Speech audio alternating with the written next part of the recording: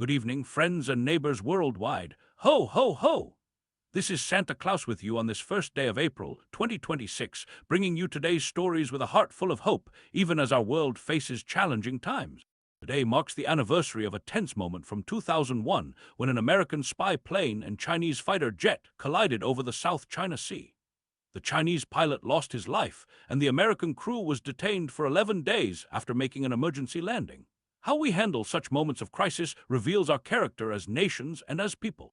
Speaking of challenging moments, our attention turns to the Middle East, where President Trump has indicated that American involvement in the war with Iran may soon be drawing to a close.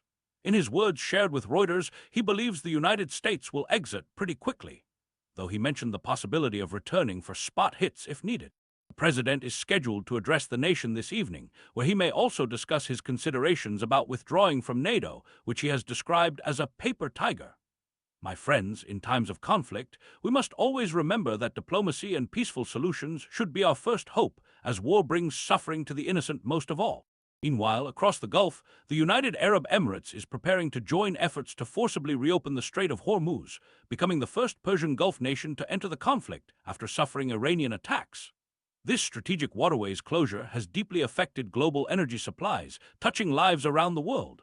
Let us pray for a swift and peaceful resolution that protects innocent lives and restores stability. Turning our gaze to more constructive international relations, South Korean President Lee Jae-myung and Indonesian leader Prabowo Subianto have been discussing energy security and expanding cooperation in defense and other areas. In these uncertain times, such partnerships remind us that nations working together can create stability and prosperity for their people. Indonesia's steady supply of LNG and coal provides reassurance during this global energy crisis, a beautiful example of neighbors helping neighbors.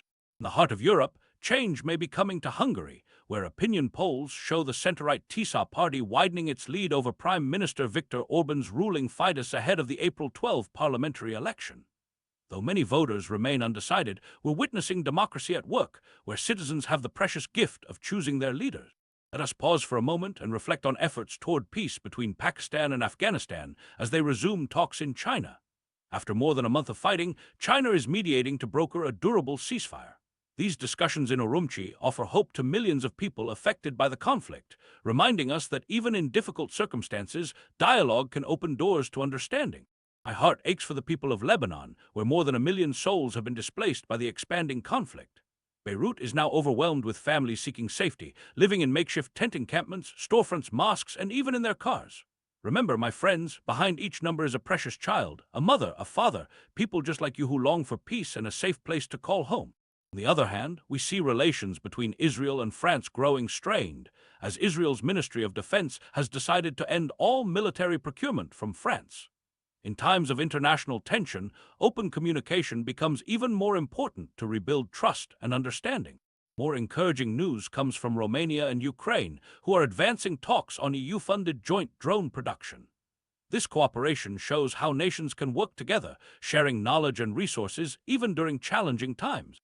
In the Caribbean, a Russian oil tanker has docked in Cuba, bringing relief to the island nation facing shortages. This shipment of 730,000 barrels of crude oil marks the first since the tightening of restrictions on Cuba. Even in politics, we must never forget the human needs for warmth, light, and the basic necessities of life.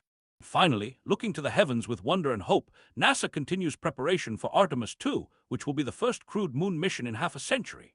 This beautiful endeavor represents humanity's enduring spirit of exploration and cooperation, with NASA collaborating with private industry and other nations to return to the lunar surface and eventually venture to Mars. How wonderful to see the spirit of discovery alive in our world.